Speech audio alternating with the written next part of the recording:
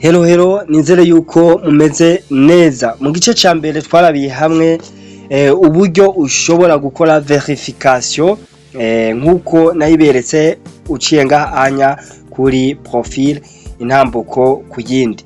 Ndibaza umwe wese yarakurikiranye ukungene ibikorwa biriko biragenda. Uyu munsi tugiye guca hano muri Mainnet nkuko nabibasezeraniye, uce umanuka aha hepfo handitse checklist Mainnet, okay? Aha anya ni wahafyonda uruzuza buri ntambuko yose. Aha anya ni kuva ku ntambuko ya mbere kugera ku ntambuko y'icenda, aho ku ntambuko ya mbere bavuga ati télécharger l'application P-Browser. Utegezwa kuyi télécharger ijya application ya P-Browser. Genda muri Play Store wandikemwo P-Browser, uraca ubona application imeze nk'iyo ya P-Network. Uwigira kabiri ni créer a wallet, okay? Umaze kuba ufise ya application uca ucreate wallet, okay? Ni kuvuga iyi nayo kuyikreya ufyonze kw'intambuko igira kabiri, iyo nyene ica igenda muri P-Browser kwishakishirizayo, ice ikuzana ahantu hameze uku. Niwaza gushika ahantu hameze uku, hajya mwabonye capture ya mbere ahantu hari udusinye, okay? Reka nce ngaha anya mw'iyi application ya P-Browser murabe tenye gatoke. Ngaha anya urabona handitse wallet, okay? Aha naho hari KYC. Uyu munsi aha anya kuri wallet, aha naho kuri KYC. Uyu munsi turaza kuvugana aha anya kuri wallet. Mugabo ntabwo uca muri application, ntuca mw'iyi application nyene nyezina P, no. Ntuzokore ikosa ryo guca mw'iyi application. Buri gihe iyo ushaka gukora ikintu muri P uzoze uca mw'iyi P-Network. Sawa, ni kuvuga turi ku ntambuko ya kabiri, gucreate wallet. Ni kuvuga umaze gucreate wallet na majambo 28. Aho ni wamara kuhafyonda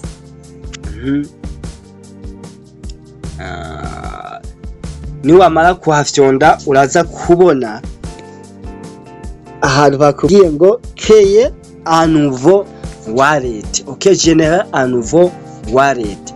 Aho kuri générer un nouveau wallet uraca uhafyonda.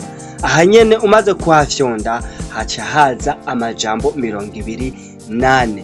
Amajambo 28 baca bakwereka ahantu handitse copier. Ya copier uyabike ahantu ha data, uyandike mu bitabo, uyabike kuri email. Email sindabigukoseye ko, ahubwo raba ahantu hari sekirize uyabika. Mugenzi, raba ahantu hari sekirize uyabika. Kandi uru n'urufunguzo rw'ingufuri yawe utegezwa kugura wewe nyene ubwawe wenyene, nta wundi muntu utegezwa kuyaha.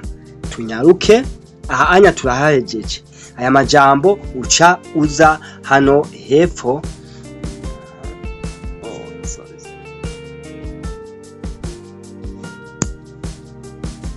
uraca uza hano hepfo ku ntambuko igira gatatu, ahantu baza kukubarira confirmer, okay?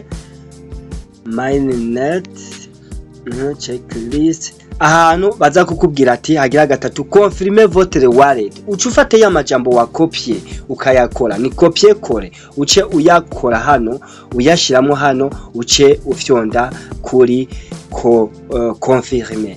Umaze gukonfirma haca haba, urabona hagenda hari complete. Murabona ko hagenda hari complete. Ku ntambuko igira kane bakubwira ngo sangaje. Murabona ukujeho bimeze, nawe ariko uza kubigira.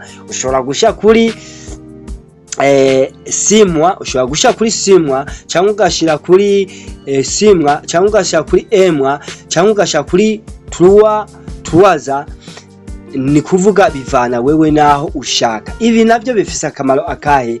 Ni kuvuga igice cyawe cy'amapiwa mininze araba bloke ikiringo runaka bivanye n'ivyo uba wamininze. Je navuze ati igice cy'ivyo na mininze bizobe bloke umwaka umwe, okay? Very automatique, une partie de mon solde transférable sur le mainnet lors de ma prochaine migration de Solode. Ni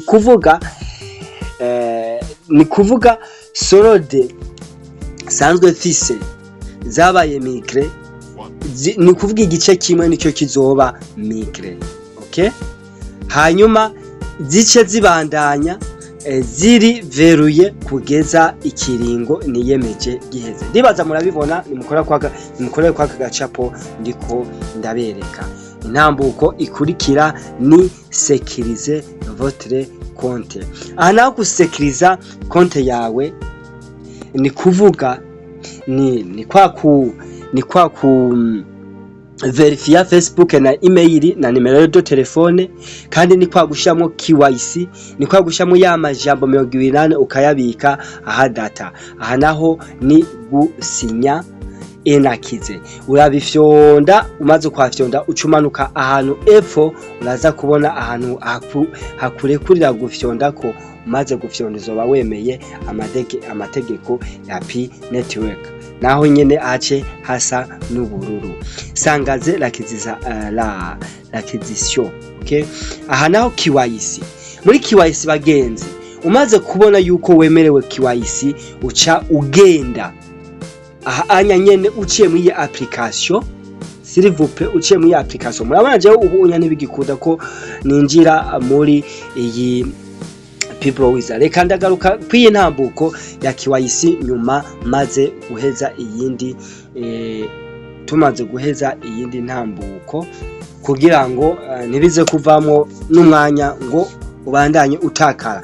Ni kuvuga rero nariko ndababwira kubijanye n'iyi KYC. Okay, kubijanye n'iyi KYC uze ukomplete KYC wisunze. Okay, kompleta KYC yawe biratevye gatonya. Kompleta KYC yawe wisunze iki? Wisunze numba ari passport, nimba ari ID yawe, wisunze amazina yanditse kuri karangamuntu yawe, kukikuranga cawe, numba ari kuri permis, numba bayemera uvyandike neza. Hama buri ntambuko yose bakubwira. Aha rero intambuko y'icenda iyo umaze kuheza izi zose z'umunani, okay, nikuba ata les résultats de KYC. Aha intambuko y'umunani n'iy'icenda bica byikora byo nyene kuko ba wamaze gukora KYC na ziriya ntambuko zo hejuru. Ni kuvuga aho urarindira KYC igakunda ku ntambuko y'umunani. Rero aho uza gukorera KYC nino muri